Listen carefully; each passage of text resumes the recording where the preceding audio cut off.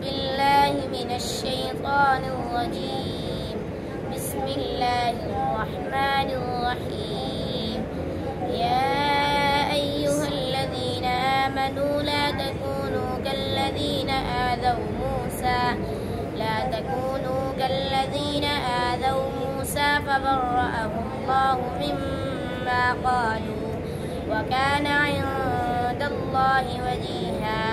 يا أيها الذين آمنوا اتقوا الله وقولوا قولا سديدا يصلح لكم أعمالكم ويغفر لكم ذنوبكم ومن يطع الله ورسوله فقد فاز فوزا عظيما.